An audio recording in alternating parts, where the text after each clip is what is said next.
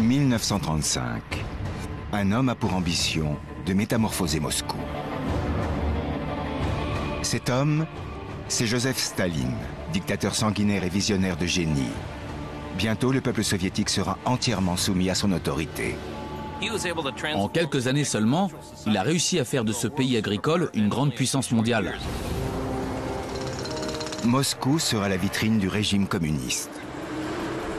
70 ans plus tard, il ne reste presque rien du monde que Staline a entrepris de bâtir. Nos experts vont retrouver les vestiges de cette période trouble. Avec eux, nous découvrirons les sacrifices que le peuple a dû faire pour réaliser le rêve de son dirigeant. Ceux qu'on amenait ici disparaissaient à tout jamais. On compte 22 000 morts sur les 300 ou 400 000 personnes qui ont creusé le canal. Ce rêve, qui a coûté la vie à des milliers de Soviétiques, est enfoui dans les profondeurs d'un métro secret et dans les fondations d'un gigantesque gratte-ciel. Découvrons le Moscou de Staline.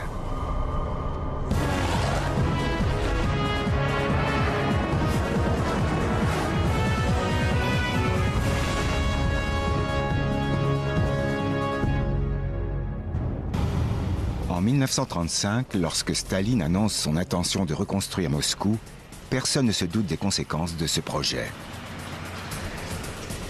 Le chaos règne déjà depuis près de 20 ans en Union soviétique.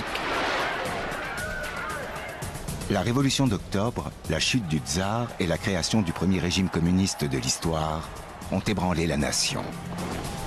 Mais Staline ne compte pas s'arrêter là. Il veut éliminer toute trace du passé impérial de Moscou et bâtir une ville à son image. Pour cela, il n'hésitera pas à employer la force.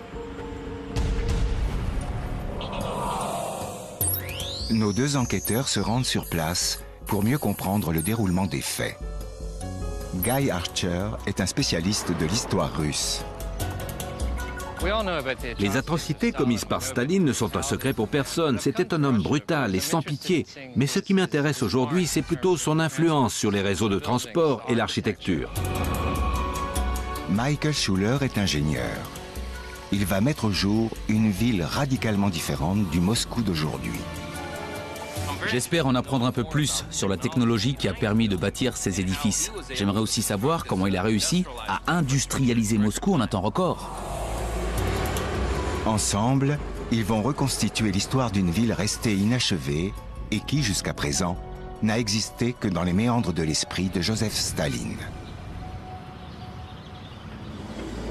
À l'époque, le dirigeant de l'URSS est convaincu qu'avant de construire, il faut être prêt à détruire. C'est ainsi qu'il décide d'effacer l'histoire de Moscou des 500 dernières années. Les édifices emblématiques de la ville sont dynamités l'un après l'autre. Aucun ne sera épargné. Pas même la cathédrale du Christ Sauveur. Le message est fort. D'ici peu, les décombres céderont la place à un nouveau monument. Le Palais des Soviets. Un bâtiment administratif aux dimensions titanesques. Staline veut en faire le symbole de la suprématie communiste. Aujourd'hui, nous savons que la période stalinienne a été source de honte pour le peuple soviétique et qu'à son tour, elle a partiellement été rayée de l'histoire. L'ironie du sort, c'est que le palais n'est jamais sorti de terre. La cathédrale a été dynamitée puis reconstruite dans les années 90. Finalement, tout cela n'a servi à rien. Mais de son vivant, Staline fait preuve d'une ambition sans bornes. Et le Palais des Soviets est au cœur de ses projets pour Moscou. Il lance un concours international pour trouver le concept qui correspondra le mieux à sa vision. Il recevra plusieurs centaines de propositions et ne mettra pas moins de 2 ans et demi pour désigner le vainqueur. Il y a 70 ans, chacun de ces projets reflétait l'idée d'un avenir radieux. Guy Archer se rend au Musée national d'architecture pour consulter les plans d'origine. En ce qui concerne le Palais des Soviets, la compétition était féroce. C'était un concours international et en 3 ans, pas moins de 160 projets ont été déposés. Ils étaient tous plus majestueux les uns que les autres. Les architectes proposaient des édifices colossaux, résolument futuristes. D'ailleurs, la plupart de ces plans ont en commun une certaine immatérialité. Un concept se détache clairement du lot. C'est l'œuvre de l'architecte Boris Iofan. Il propose un édifice à 3 étages, doté d'un escalier qui mène à un portique minutieusement travaillé et surmonté d'une gigantesque statue représentant un ouvrier. Iofan remportera le concours. Mais son projet est trop modeste pour Staline. Pendant la phase de conception, il exige que le palais se dresse encore plus haut et soit entièrement décoré de symboles communistes. Quant à l'ouvrier, il sera remplacé par une imposante statue de Lénine. Iofan et son équipe avaient fait plusieurs propositions. Voici les plans d'origine. Au fur et à mesure, l'édifice devenait de plus en plus haut, de plus en plus imposant. Leur quête de perfection était sans limite. Le palais n'a jamais été construit, mais la station de métro censée le desservir existe encore aujourd'hui. Guy Archer décide de la visiter pour avoir une idée des proportions du projet initial.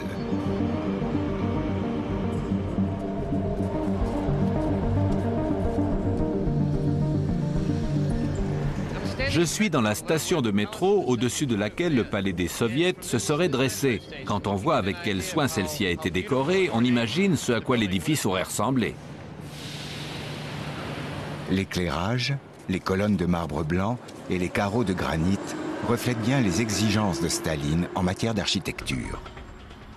L'architecte Matt Johnston explique à Mike comment cet ouvrage colossal aurait permis d'affirmer la puissance soviétique aux yeux du monde.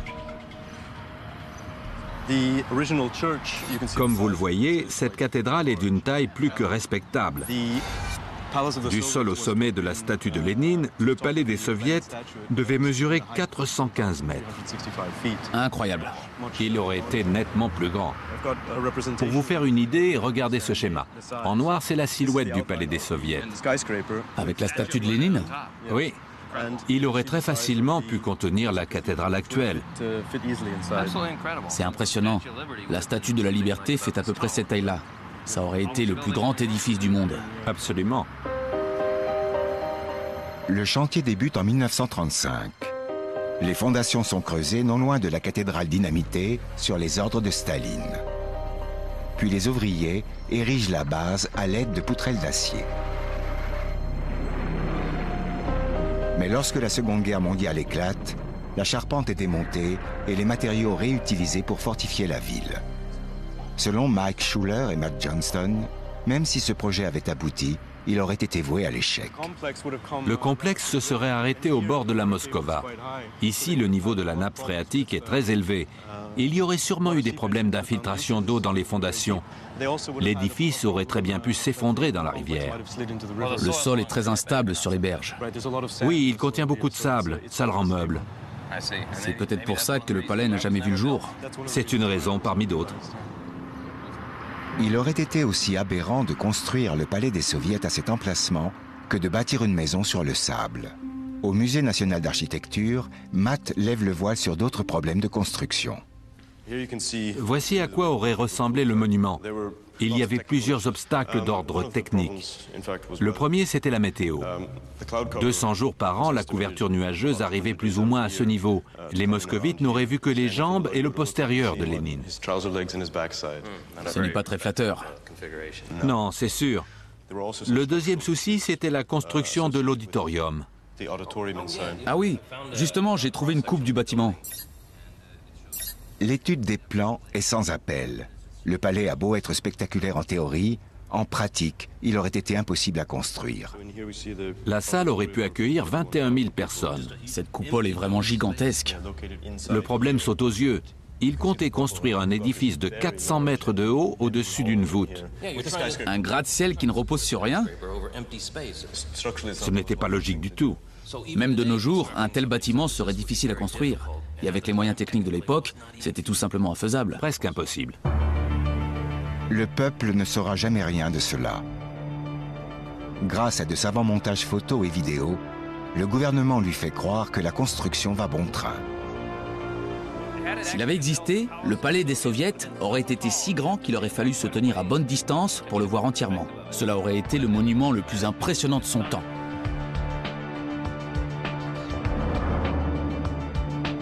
Ce palais de marbre et de pierre volcanique aurait dû accueillir une salle de spectacle, plusieurs musées, des restaurants et une bibliothèque dotée de 500 000 ouvrages. Il devait être équipé d'ascenseurs pouvant atteindre la vitesse de 5 mètres par seconde. Mais ce projet ne se concrétisera pas. Staline a imaginé un monument qui ne pourra et ne sera jamais érigé. Son rêve ne deviendra jamais réalité. Pourtant, le dirigeant soviétique est d'un pragmatisme effrayant. Il se fixe des objectifs et se donne les moyens de les atteindre. Il construira sa mégapole, peu importe le prix à payer. Guy et Mike continuent leur enquête dans le Moscou de Staline. Leur but, percer le mystère de sa réussite.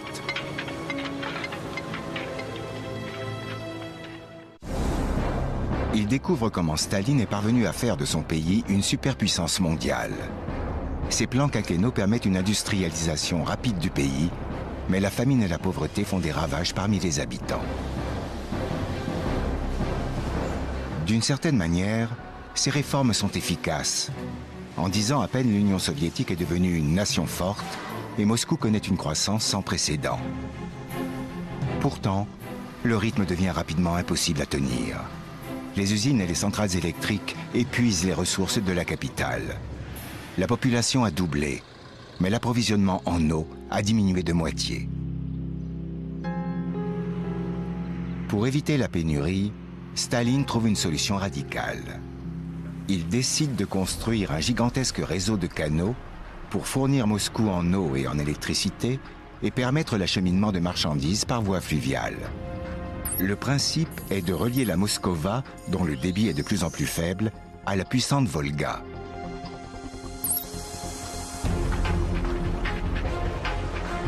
Le canal respectera les exigences de Staline. Il sera aussi majestueux que possible et construit en un temps record. 4 ans et 8 mois plus tard, les travaux sont terminés. Le canal de Moscou fait 128 km de long, 90 mètres de large et 5 mètres de profondeur. Staline sait pertinemment qu'une telle prouesse technologique servira à la propagande communiste. Pour approfondir le sujet, Guy s'entretient avec la spécialiste Cynthia Ruder. De toute évidence, l'aspect technique des voies d'eau a été particulièrement soigné. Et d'un point de vue artistique, on dirait que rien n'a été laissé au hasard. Les éléments architecturaux présents tout au long du canal ont été minutieusement étudiés. Des écluses aux barrages, les plus grands architectes du moment ont tout conçu dans le moindre détail. L'idée était de transformer le voyage sur le canal en une sorte d'expérience artistique. La statue de Lénine envoie un message très fort. Elle est monumentale. Oui, elle fait 35 mètres de haut. C'est le plus grand monument à la gloire de Lénine. De l'autre côté du canal se dressait une statue de Staline, haute de 35 mètres également. La statue de Lénine est toujours debout, mais quand je regarde sur l'autre berge, je ne vois qu'un socle vide. Comment ça se fait ? Eh bien, c'est le résultat de la déstalinisation qui a eu lieu dans les années 50. Toutes les statues à l'effigie de Staline ont été déboulonnées. Un soir, un groupe d'hommes a entrepris de démonter celle qui se dressait ici.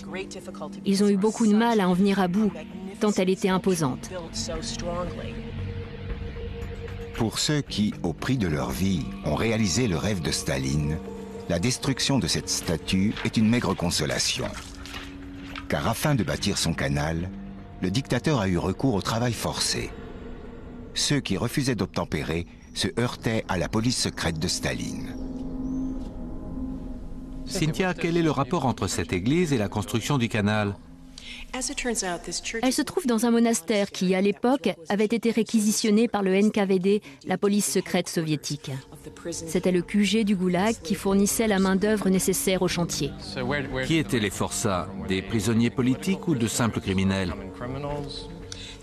En fait, cela dépendait des besoins. La police arrêtait ceux qui étaient susceptibles d'aider sur le chantier en fonction de leurs compétences. À un moment donné, le goulag du canal de Moscou comptait 200 000 prisonniers. Et lorsqu'ils avaient besoin d'ingénieurs, ils en arrêtaient quelques-uns. Le NKVD a commis l'ultime sacrilège en faisant de cette superbe église le quartier général d'un goulag. Exactement. De tous les grands travaux staliniens, la construction des goulags est celui qui marquera le plus les esprits. Ils ont rassemblé jusqu'à 2,5 millions de prisonniers, soit autant d'ouvriers potentiels. Ces forçats creusent le canal à la force de leurs bras, simplement munis de pelles et de pioches. Ils déplacent 200 millions de mètres cubes de terre et coulent 7 millions de tonnes de béton.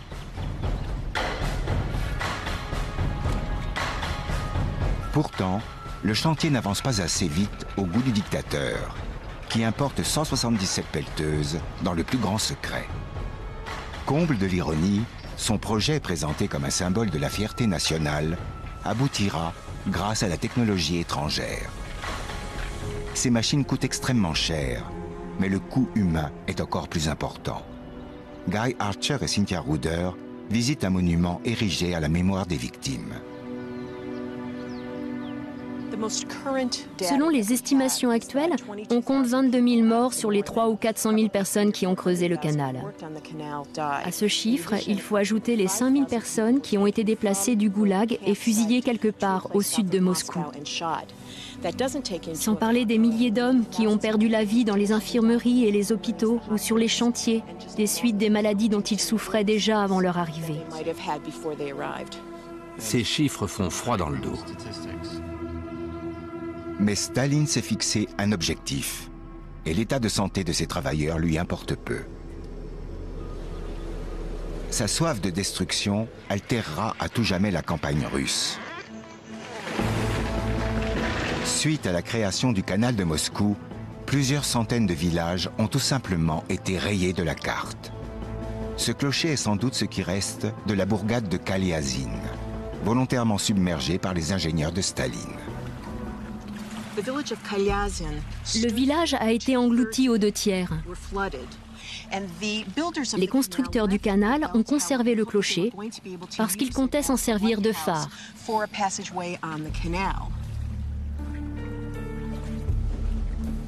En détruisant les villages qui se trouvaient sur sa route, Staline a radicalement transformé le paysage. La création d'une série d'écluses et de réservoirs ne fera qu'accentuer cette métamorphose. Je me trouve à 130 km au nord-est de Moscou, au tout début du canal. La Volga et la Moskova sont à peu près au même niveau. Mais le problème, c'est qu'il y a plusieurs collines entre les deux. Pour rendre le canal navigable, Staline a fait construire des stations de pompage, des réservoirs et plusieurs écluses à sas. Ces écluses permettent de franchir un dénivelé de 40 mètres avant d'entamer la descente vers Moscou. Voici l'un des éléments clés du chantier, un gigantesque réservoir alimenté par la Volga et relié à la Moskova par le canal de Moscou. Si le système fonctionne, c'est grâce à la mer de Moscou. C'est un gigantesque lac artificiel, formé suite à la construction du barrage d'Ivankovo. Ce barrage a littéralement changé le cours de la Volga. Moscou est enfin relié à la Volga et prospère de nouveau grâce au réservoir de 520 km² qui régule le débit du fleuve. À 130 km de là, après avoir emprunté un aqueduc de 27 km, l'eau atteint le système de pompage de la capitale. Fidèle au style architectural du canal, de majestueux édifices abritent les stations de traitement de l'eau.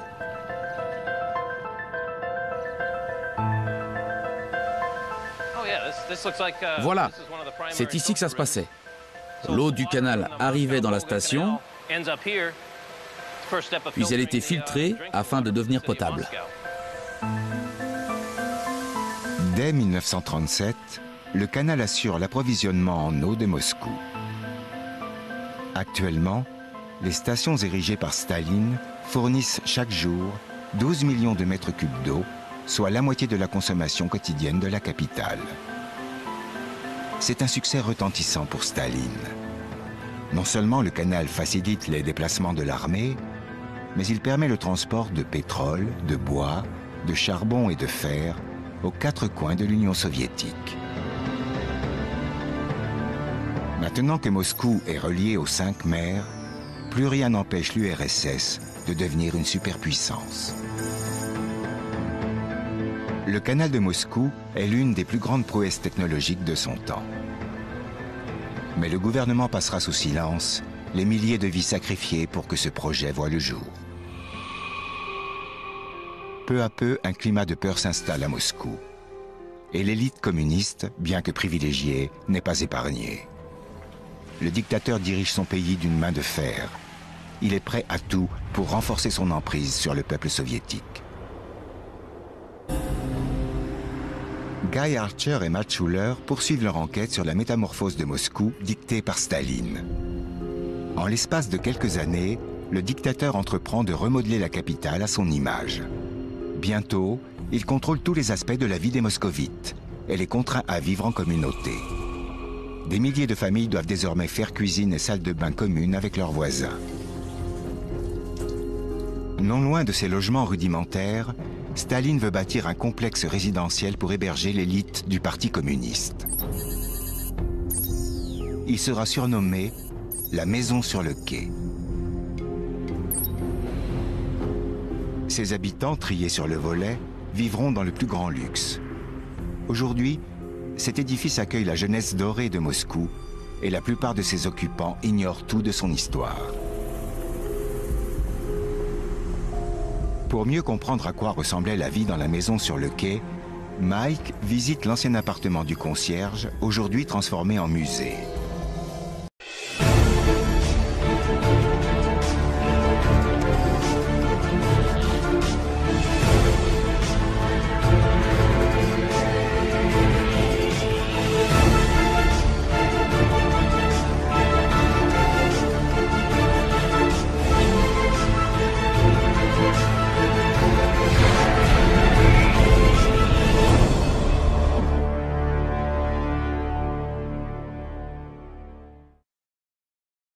Matt Johnston lui sert de guide. Voici à quoi ressemblaient les appartements du temps de Staline. Le musée est décoré de mobilier d'époque. Exactement. Regardez, voilà le genre de bureau qui équipait les logements. Très robuste. Il est superbe. Je le verrai bien chez moi. Chaque meuble était numéroté.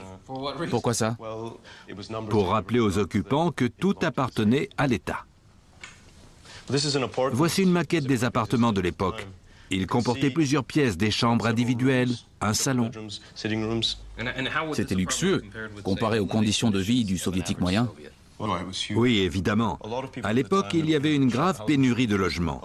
Il n'était pas rare qu'une famille de 4 doive vivre dans une pièce comme celle-ci. Dans une seule pièce? Oui. Incroyable. Les membres du gouvernement en avaient de la chance. Oui. Dans le théâtre du complexe résidentiel, Guy Archer rencontre la nièce de Staline, Kira Alilouyeva. Elle a vécu dans la maison sur le quai. Les gens étaient affamés. Ils avaient des cartes de rationnement. C'était affreux. Pour les hommes comme mon père, qui était officier de l'armée rouge, la vie était plus facile. Le Kremlin s'assurait que nous avions à manger. Tout le monde n'avait pas cette chance. Kira se souvient de la maison sur le quai comme d'une véritable ville dans la ville.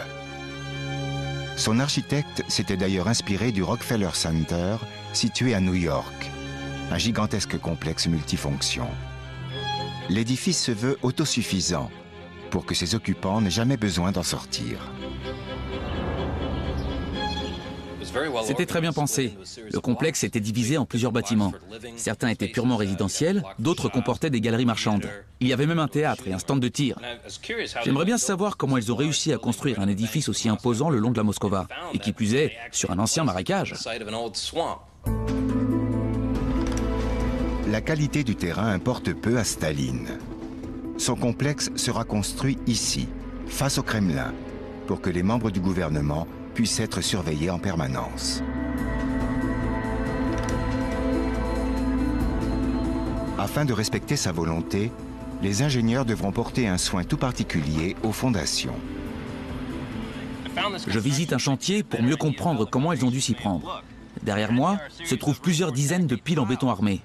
La première étape est de creuser des puits de fondation en profondeur pour atteindre le sol dur. Ensuite, on coule une dalle de béton dans laquelle on place des barres d'armature.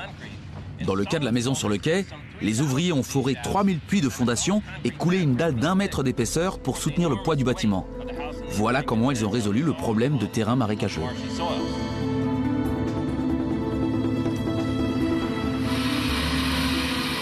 Cette solution ingénieuse a un prix.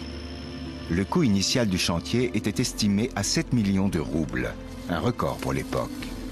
Il atteindra finalement la somme astronomique de 20 millions. L'élite communiste est loin de se douter que Staline utilisera ce bâtiment pharaonique pour la terroriser. La cruauté de son régime nuit à sa popularité. Il craint l'opposition et cette peur se transforme progressivement en paranoïa. Des gardes sont postés à chaque entrée du complexe, a priori pour protéger ses occupants. En réalité, ses intentions sont tout autres. Les gardes ont pour consigne de noter les allées et venues des visiteurs et de s'assurer qu'ils ont bien quitté l'immeuble à 23 heures. Puis Staline, de plus en plus paranoïaque, décide de s'attaquer directement aux membres de son parti.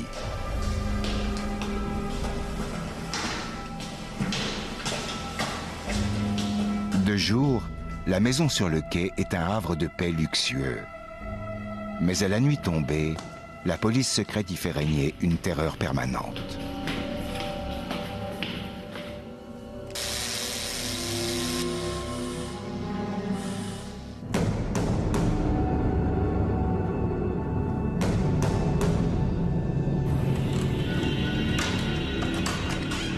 Mike et Matt visitent l'un de ses appartements. En plus de l'entrée principale, la plupart des logements étaient dotés d'une entrée de service. Venez, j'ai quelque chose à vous montrer. Qu'est-ce que c'est? Regardez dans le placard. Il est vraiment pas grand. Ça sonne creux. Il y a quoi derrière? Le placard n'est pas profond, mais si on regarde de ce côté, il est censé arriver jusqu'ici. C'est sûrement là que se trouvait l'entrée de service. La majorité des appartements en étaient équipés. Les portes, reliées au rez-de-chaussée par un ascenseur, ne pouvaient être verrouillées de l'intérieur. Dans les faits, Staline avait donné à sa police secrète le libre accès à chaque logement du complexe. On raconte que le NKVD avait posé des mouchards partout et procédé à de nombreux enlèvements.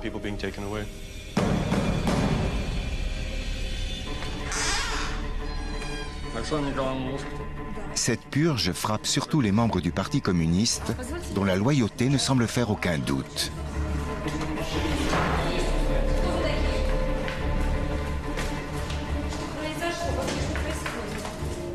Le dictateur n'épargne personne, pas même sa propre famille.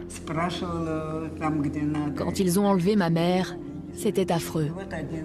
J'ai tenté par tous les moyens de savoir ce qui lui était arrivé, mais en vain. Et le 5 décembre 1948, alors que je dormais profondément, ils sont entrés chez nous par l'ascenseur de service. Mon frère m'a réveillée et m'a dit qu'il venait me chercher.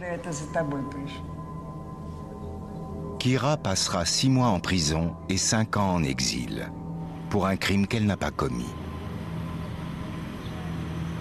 Après chaque enlèvement, un scellé est apposé sur la porte de la victime. Une fois que la police secrète avait arrêté les traîtres supposés, elle plaçait un sceau sur la porte pour empêcher quiconque d'entrer. Voilà à quoi ça ressemblait. Si vous veniez rendre visite à un ami et que vous trouviez ceci, c'est qu'il avait de gros ennuis. Les victimes étaient emmenées à la Loubianka, le quartier général du NKVD. C'est un endroit vraiment sinistre. Ceux qu'on amenait ici disparaissaient à tout jamais. Ils étaient soit fusillés sur place, soit conduits dans l'un des nombreux goulags du pays sans que leur famille n'en soit informée. Parfois, ils réapparaissaient plusieurs dizaines d'années plus tard, mais c'était rare. Ce système répressif ne laisse aucune place à l'opposition. Les purges sont fréquentes et la terreur omniprésente, particulièrement dans la région de Moscou. Je me trouve dans le musée de la maison sur le quai, devant une liste de 700 noms. Ce sont les habitants du complexe qui ont été enlevés sur les ordres de Staline. La moitié d'entre eux ont été exécutés. Quand on sait que le bâtiment comptait 500 appartements, on peut en déduire qu'environ un tiers de ses occupants s'est fait arrêter. Les logements ne resteront pas longtemps vacants. Ils seront rapidement occupés par de nouvelles recrues du parti, conscientes de la précarité de ce privilège. Nos experts, au fil de leur enquête, ont pu lever une partie du mystère qui entoure la maison sur le quai. De par sa construction étrange, ce complexe ne laissait aucune liberté à ses habitants. Ils menaient un train de vie luxueux, mais vivaient dans la peur. Un garde posté à chaque entrée, des appartements sur écoute et des ascenseurs de service qui les mettent à la merci de la toute-puissante police secrète.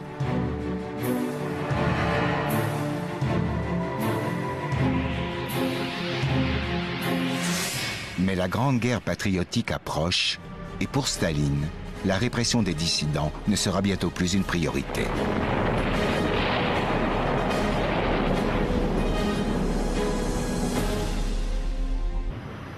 Mike Schuller et Guy Archer poursuivent leur enquête sur le Moscou des années 30. Les travaux entrepris par Staline ont transformé la capitale et marqué ses habitants à tout jamais. Quant aux purges de la Grande Terreur, elles auraient entraîné 7 millions d'arrestations et 1 million d'exécutions. Tout cela au nom de la Révolution. Mais le dictateur est également un visionnaire. Un bâtisseur de génie à l'ambition sans limite.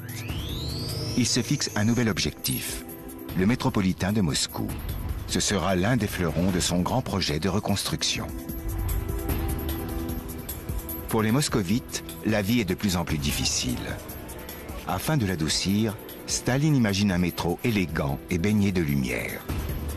Les stations sont spacieuses et l'éclairage y est particulièrement soigné. Ornés de marbre et de gigantesques mosaïques, ces édifices souterrains sont de véritables palais pour le peuple. Ils sont en fait un écran de fumée pour faire oublier aux passagers leur existence misérable. Le métropolitain de Moscou est le plus fastueux et le plus sophistiqué de son temps. Des travaux de prolongement sont actuellement en cours. Mike Schuller rencontre Brad Malmsten, ingénieur en bâtiment, pour en savoir plus sur les méthodes de construction de l'époque. De nos jours, quand on construit des rames de métro, on a toutes sortes de machines à notre disposition. Ce n'était sûrement pas le cas dans les années 30. Non, pas vraiment. Enfin, ils avaient quand même des marteaux-piqueurs. Mais en général, ils utilisaient des outils rudimentaires, des masses, des pelles et des pioches. Plusieurs milliers de travailleurs ont contribué aux travaux. Ils creusaient le tunnel à la force des bras et évacuaient la terre avec de simples seaux. Ça devait être éreintant. Oui, ça paraît presque impossible, mais ils étaient portés par leur envie de construire la nouvelle Russie. C'est d'ailleurs ce qui démarque ce chantier des autres. Les travailleurs du métro sont tous volontaires. Ce sera le plus grand projet de construction civile de l'Union soviétique. 75 000 ouvriers, hommes et femmes, participeront à la réalisation de la première ligne. Mais leurs conditions de travail sont particulièrement difficiles.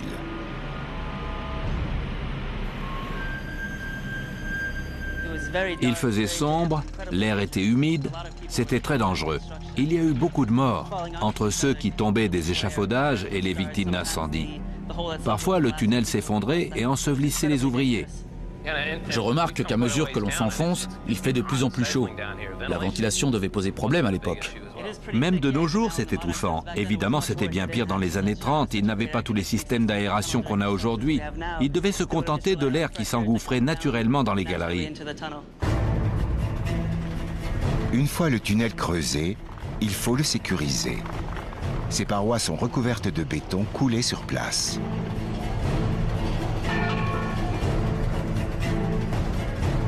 Ce n'est que vers la fin du chantier que les constructeurs décident d'utiliser des blocs de béton préfabriqués.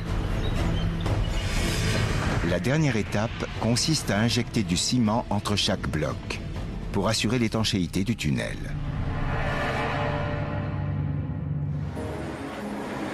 Le métro est inauguré en mai 1935. En plus de transporter les passagers dans le plus grand confort, ce système sophistiqué aura une vocation pour le moins inattendue. Staline sait pertinemment que la guerre approche. En 1941, l'invasion de l'Union soviétique par le Troisième Reich met le pays à rude épreuve. Pour échapper aux bombardements aériens, la population moscovite trouve refuge dans les stations de métro. Face à l'horreur de la guerre, ces abris deviennent de véritables sanctuaires. Guy rencontre l'historien Sergueï Nikitine pour approfondir le sujet. Le métro de Moscou n'était pas un moyen de transport comme les autres. Il était équipé de mécanismes spéciaux, notamment d'énormes portes qui permettaient de verrouiller les stations et de protéger les passagers contre les attaques au gaz.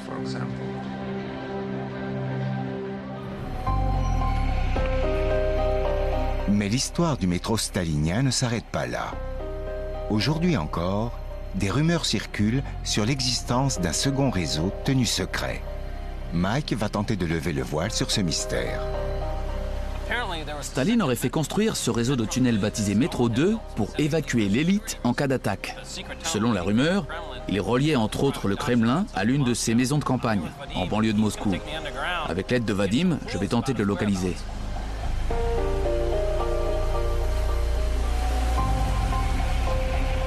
Le sous-sol de Moscou est parcouru d'un dédale de tunnels. Au fil de son exploration, Mike s'aperçoit qu'il n'est peut-être qu'à quelques mètres du fameux métro 2.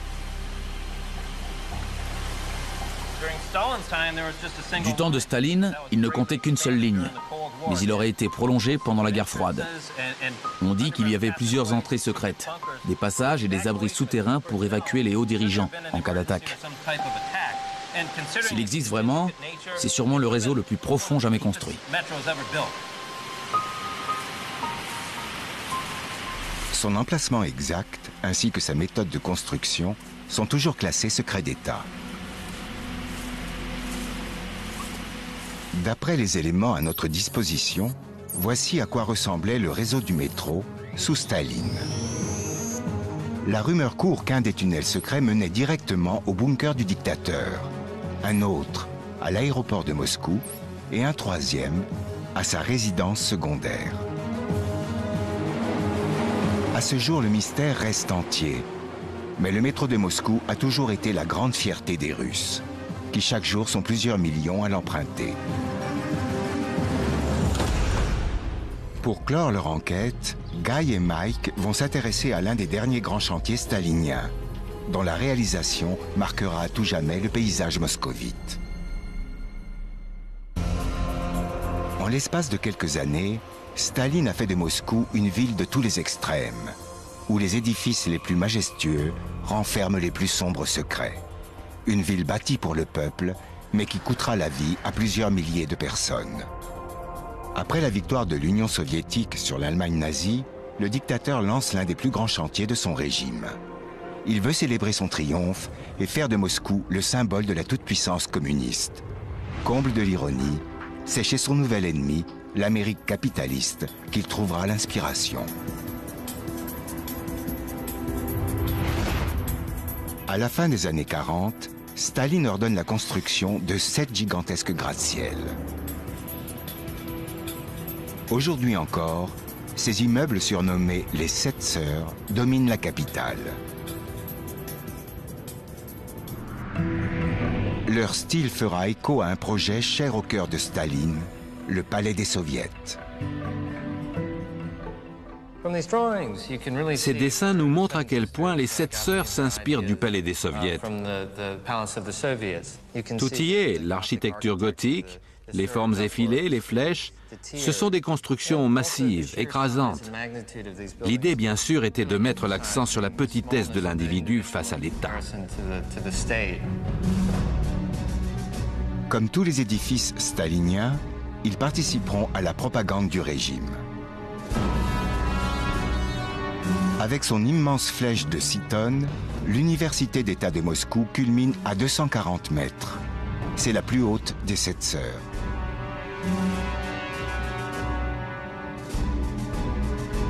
Entourée de verdure et dotée d'ailes monumentales, elle couvre au total une superficie de 260 hectares. L'intérieur, décoré avec soin, est tout aussi impressionnant. Une opulence que Staline compte recréer dans chacun de ses gratte-ciel. L'université possède un grand amphithéâtre, des halls habillés de marbre blanc et des couloirs tapissés de miroirs qui renforcent encore l'impression d'espace. Ça et là, les salles sont ornées de statues de célèbres communistes. Ici, tout rappelle la folie des grandeurs du dirigeant. Aujourd'hui, l'Université d'État de Moscou est aussi célèbre en Russie que l'Empire State Building aux États-Unis. En visitant le chantier d'un gratte-ciel moderne, Mike Schuller espère comprendre comment les Sept Sœurs ont été construites. Brad Malmsten va tenter de l'éclairer sur le sujet. Dites-moi, cet immeuble a des points communs avec les Sept Sœurs? Oui, absolument. Les méthodes d'édification sont plus ou moins similaires. Les Sept Sœurs sont recouvertes de briques de façade pour donner une impression de robustesse, mais la charpente est métallique, comme ici. C'est au gratte-ciel américain que ces grands édifices de pierre empruntent leur technologie. Grâce à l'invention de la charpente métallique, Staline peut désormais créer des immeubles à la mesure de ses ambitions. La réalisation de ce chantier pharaonique s'avère cependant plus difficile que prévu. La capitale est traversée de nombreuses rivières souterraines qui rendent le sol extrêmement meuble. Si les conditions sont idéales pour creuser les tunnels du métro, elles le sont nettement moins pour ériger un gratte-ciel. Staline ne compte pas revoir ses plans pour autant. Cette fois encore, ses ingénieurs n'ont d'autre choix que de trouver une solution. Pour cela, ils utilisent une méthode révolutionnaire appelée la congélation du sol. Le principe est de forer plusieurs trous dans le terrain à congeler et d'y injecter une solution de chlorure de calcium qui absorbe l'humidité et se transforme en saumure. Il se crée alors un mur de glace étanche qui empêche l'eau de s'infiltrer dans les fondations. La tour qui abritait le ministère soviétique de l'industrie lourde a été bâtie selon cette méthode. Igor Kaspé a passé de nombreuses années à étudier sa construction. La tour devait se dresser au-dessus de la station Krasny Vorota et accueillir une deuxième entrée de métro. Mais en congelant une partie du sol pour effectuer les travaux souterrains, les constructeurs prenaient le risque qu'il se dilate au dégel et fasse pencher l'édifice d'un côté.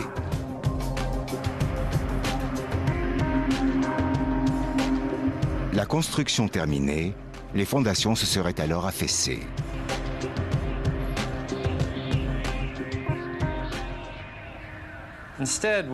Pour tenir compte du dégel, ils ont construit la tour avec une inclinaison de 7 cm. C'est grâce à cela qu'aujourd'hui, elle est parfaitement verticale. 1953.